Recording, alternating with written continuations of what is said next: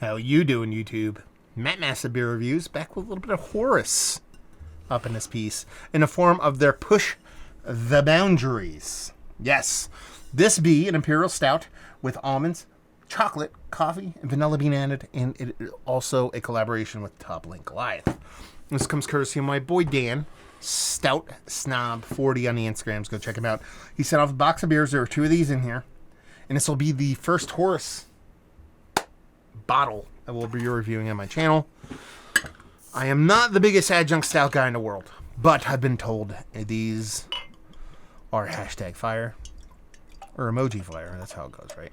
And I believe this is part, I think this is, Dean told me this is part of their kind of like beer club, society, I guess you would say. So thank you very much, brother, for sending this off. I love their labels. I always have. I love the bird thing. I explained that during the unboxing. Go watch that stuff.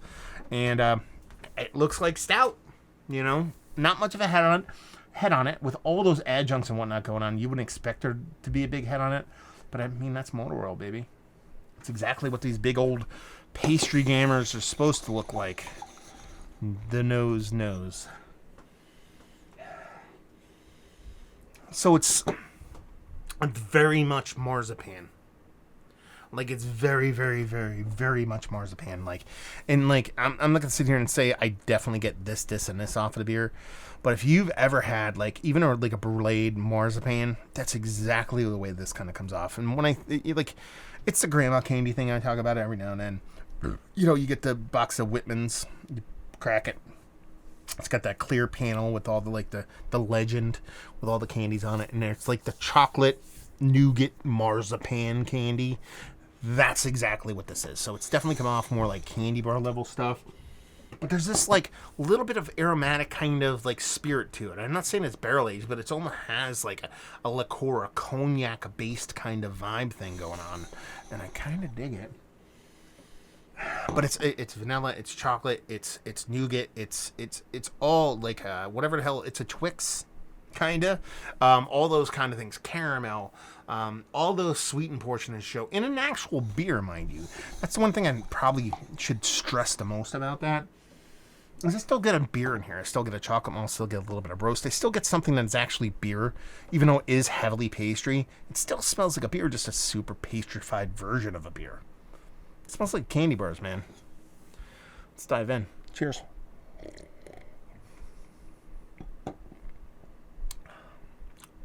It's good. I like that quite a bit. It's probably one of the most aggressive, while staying relatively, and that's the key word here, and when you hang your hat on that word, relatively not that sweet. Listen. It's let me throw the ABV on here. 14, fuck. I'm in trouble now. 14.8% Imperial Stout with almonds. Those almonds really come through. I think that's that marzipan. Chocolate, coffee, and vanilla beans. It's pastry. It's candy. It is what it is. It's supposed to be sweet, but it doesn't get overly sweet. And I love that. The amount of almonds in this, that has to be what's bringing that marzipan level stuff to me. I don't know how they put that level of almond in here, but it's impressive because almost exclusively when a brewery puts almonds and stuff, it's always almost exclusively. It's almost forgotten. It's kind of like, okay, if you tell me there's almonds in here, I guess I could agree with it, but I couldn't really get it, blah, blah, blah, blah, blah. And walnuts, almonds, whatever nut you want to put in there, besides maybe hazelnut. With how big this beer is, you're talking about pushing 15%, and how robust these adjuncts are in here, with that almond to be leading the way to give me those marzipan-y vibes, is super freaking impressive. And I think that might be the trick here.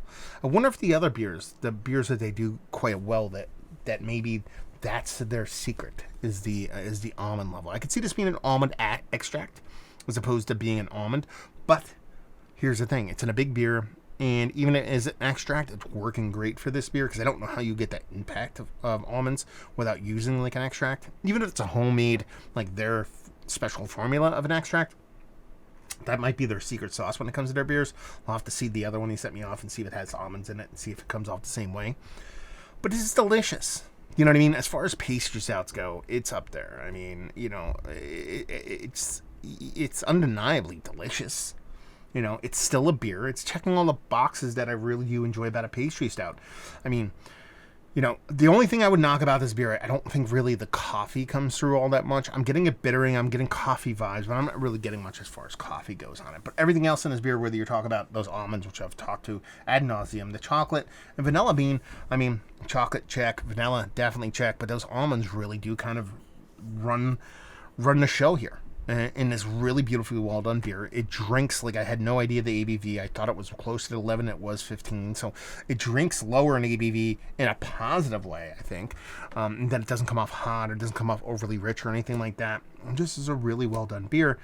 Biggest knock would be the lack of coffee. But even this, I don't even know how old this is. Dan, let me know what's what when it comes to the dating on this. I don't know how old the beer is. That could be just a product of the dating on this. This could be an older bottle. Even by several months, it might have knocked the coffee back. But even with the coffee being missing here, it's super freaking tasty. It's delicious. Now, we'll talk about price point. Because I don't really know the price point on these beers, but I've heard they're quite high. So that really does come into factor here. But all in all, it's really, really good. Really tasty. Is it one of the better adjunct stouts I've had? I was like, yeah, it's Mount Rushmore status. It's fantastic. I love it. I'm kind of pissed I didn't open it with friends around because I really would want to share something like this. Lucky enough, these are the kind of beers I think typically keep for me if I cap them, so I'll drink this over the course of the weekend. Yeah, it's up there. Mount Rushmore. What do you want? It's delicious. As far as pastry stouts, non-barrel aged pastry stouts go, you'd be hard pressed to find something better. Value and availability. So availability, members only. Value. I need to know what you paid for this, Dan, because I heard somebody throw out 40 some odd bucks for a bottle. That's crazy to my hand stock. If this was a barrel aged beer at that price point, I'd still say you're fucking insane for charging that amount of money. At what price point? Let's do this instead of, because I don't know the price point. So let's play the game. At what price would I pay for this and feel like I'm like, okay, that's fine. Not necessarily like I feel okay, like that's a great price, but like, okay, I don't feel that horrible about myself. $16 to $18.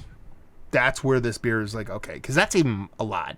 For a non-barrel aged stout, a 500 milliliter non-barrel aged stout to pay $18 is kind of pushing it, but I'd be okay because of how good this beer is. You double that, or maybe triple, that's a little bit crazy. At least in my book. And leave you with, if you like what we like this beer, if you like pastry stout, you like really good ones, you'll like this. So there you go. Another review in the books. Hopefully you guys enjoyed it. Thank you very much, Dan, for sending it off. If you have any questions down there, Massive Beers, type that into Google. Find me doing Massive Beer stuff. Beer Massif, type that into Google. See me doing a podcasting Beer Massif stuff. Hopefully you guys enjoyed the review. Hopefully you're enjoying a little bit of Horus right now. Hopefully see you next time. Cheers.